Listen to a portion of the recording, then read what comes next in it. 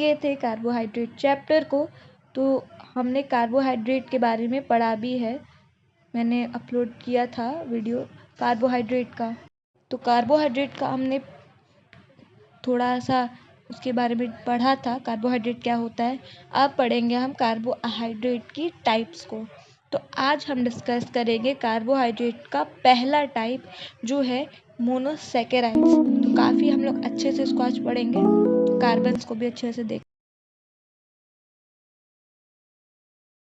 तो चलिए शुरू करते हैं अपने मोनोसैकेराइड को। मोनोसैकेराइड को पहले हम लोग समझ लेते हैं। मोनो का मतलब हम केमिस्ट्री में पढ़े हैं कि सिंगल होता है, मतलब कोई भी चीज़ है, कोई भी हमारा पार्टिकल है वो क्या है, सिंगल है।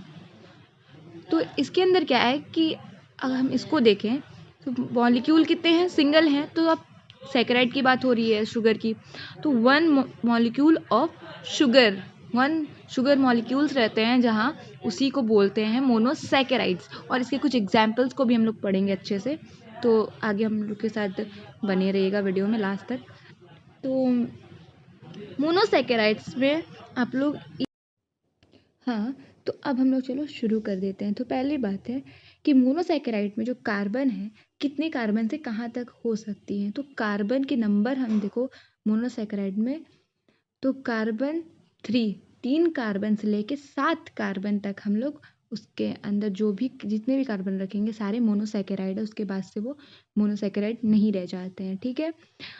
ये जो सैकेराइड होती है मोनोसैकेराइड, इसके पास 2 ग्रुप्स होते हैं, एल्कोहल ग्रुप और कार्बोनिल ग्रुप, ठीक है। इसका जनरल फार्मूला CH2O है। और ये देखो, ये एक्वस एसिड के साथ अगर इसे हम हाइड्रोलाइज करा देंगे फिर ये शुगर नहीं ब्रेक करेगा, वैसे तो ये ब्रेक नहीं करेगा। एग्जाम्पल ग्लूकोज और फ्रक्टोज दिया है, सबसे बेस्ट एग्जाम्पल है। एक बात और याद रखो कि मोनोसैकेराइड है वो जो सिंगल मॉलिक्यूल है, तो वो टूट कैसे सकता है। सिंगल मॉलिक्यूल अब कितने मॉलिक्यूल में टूट सकता है, नहीं। लेकिन बहुत सारे मोनोसैकेराइड मिलके एक नए सैकेराइड को बनाते हैं। अब यहाँ पे देखो, मोनोसैकेराइड को हम लोग सिंपल शुगर भी बोलते हैं, क्योंकि मोनोसैकेराइड को सिंपल शुगर इसलिए बोलते हैं क्योंकि ये बहुत ही सिंपलेस्ट फॉर्म ऑफ शुगर होता है। और इसी से, मतलब इसी सब के मेल से, बहुत सारे मोनोसैकेराइड के मेल से ही हम कार्बोहाइड्रेट, बड़े बड़े कार्बोहाइड्रेट्स बनाते हैं। जैसे बड़े बड़े, जैसे पॉलीसैकेराइड हो गया, ओलिगोसैकेराइड हो गया, वो लोग को बोल रहे हैं। दे आर यूजुअली कलरलेस, इसके अंदर कोई भी कलर नहीं होती है, कलरलेस है, वाटर में सॉल्यूबल होता है। और ये क्या है, क्रिस्टलाइन सॉलिड। अब हम लोग क्रिस्टलाइन सॉलिड को भी देख लेते हैं। क्रिस्टलाइन सॉलिड वो होते हैं जहाँ पे मॉलिक्यूल्स या फिर एटम हैं वो एक, मतलब एक सीक्वेंस में लगे होते हैं, सीक्वेंस में अटैच होते हैं, हर तरफ से वो सीक्वेंस में ही अटैच होते हैं, ठीक है। अब देखो, कुछ कुछ मोनोसैकेराइड ऐसे हैं जिसका टेस्ट जो है वो स्वीट होता है, ठीक है। और एक बात और याद रखना कि नंबर ऑफ कार्बन्स किसके किसके बिटवीन में, कौन कितने कार्बन के बिटवीन में ही हम मानते हैं कि ये मोनोसैकेराइड है, तो वो 3 से लेके 7 तक है, ठीक है। और इसके जनरल फार्मूला देख लो, CN, N number of carbon है, ब्रैकेट के अंदर H2N, N मतलब नंबर ऑफ कार्बन ही है, जो 2 से इंटू हो जाएगा और डबल हो जाता है H, O और ब्रैकेट क्लोज होगा और बाहर N, यानी कि नंबर ऑफ कार्बन ही है। यहाँ पे देखो monosaccharide single sugar, simple sugar दोनों बोलते हैं। इसका टेस्ट देखो कैसा है, स्वीट है, वाटर में सॉल्यूबल है, हम जानते हैं, पढ़े हैं पहले। एक चीज़ और इसमें देखो, ये रिड्यूसिंग शुगर होता है, ठीक है, रिड्यूसिंग शुगर। देखो यहाँ पे these are the basic building blocks of other carbohydrate of which the reducing sugars. देखो यहाँ पे रिड्यूसिंग शुगर्स हैं, इसके एग्जाम्पल्स दिए हैं, ग्लूकोज और फ्रक्टोज। चलो अब ग्लूकोज को देख लेते हैं। ग्लूकोज के अंदर जो ये पर्पल कलर का दिख रहा है, ये सारे कार्बन्स हैं। देखो, 1 कार्बन, 2 कार्बन, 3, 4, 5, 6 कार्बन है, 6 कार्बन है ग्लूकोज के, ठीक है, होते भी हैं 6 कार्बन। अब ये 6 कार्बन देखो कहाँ कहाँ अटैच हैं, तो देखो यहाँ पे जो 6 कार्बन है वो अटैच है। नेक्स्ट में देखो ग्लूकोज है, ग्लूकोज में तो 6 कार्बन अटैच हैं, फ्रक्टोज में भी यहाँ पे 6 कार्बन आपको दिख रहे हैं, ठीक है। यहाँ पे मैंने ब्लू इंक से आपको डिनोट भी किया है।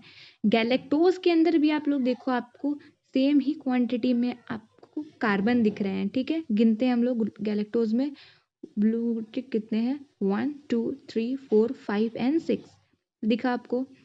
फ्रक्टोज में भी गिन लेते हैं 1 2 3 4 5 एंड 6। यहाँ पे जैसे कि हम लोग समझ गए हैं क्या है बात। यहाँ पे देखो क्लासिफिकेशन ऑफ मोनोसैकेराइड किया है। नंबर ऑफ कार्बन 3 से 7 तक में है, ठीक है।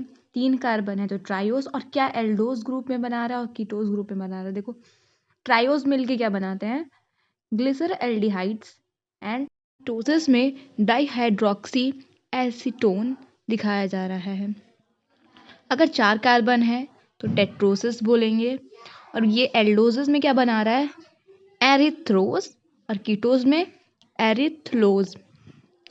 यहाँ पे आपको 5 6 7 ये तीनों दिए हैं, आपको खुद ही इसको पढ़ना है और इसको लर्न भी करना है, ठीक है। एक चीज और देखो, मोनोसैकेराइड्स जब 1 2 3 मतलब एक से ज़्यादा मोनोसैकेराइड ज्वाइन होते हैं तो वो एक नए चीज़ को वो नए कार्बोहाइड्रेट को फॉर्म करते हैं, ठीक है। एक बात और याद करो, इसके बाद हम लोग पढ़ेंगे डाइसैकेराइड, ठीक है, जिसके अंदर हम लोग देखेंगे कि मोनोसैकेराइड की जो संख्या होती है वो 2 हो जाएगी। वो 2 मोनोसैकेराइड मिलकर एक कंपाउंड बना रहे हैं जिसको हम लोग कहते हैं डाइसैकेराइड। मतलब डाई का मतलब 2 होता है, तो 2 मोनोसैकेराइड मिलके सिंगल को फॉर्म करते हैं, उसी को बोल रहे हैं हम डाइसैकेराइड। तो नेक्स्ट वीडियो में हम लोग डाइसैकेराइड ही पढ़ेंगे। वीडियो अच्छा लगा हो तो like subscribe and share and support करो, हम आपके लिए वीडियो लाएंगे।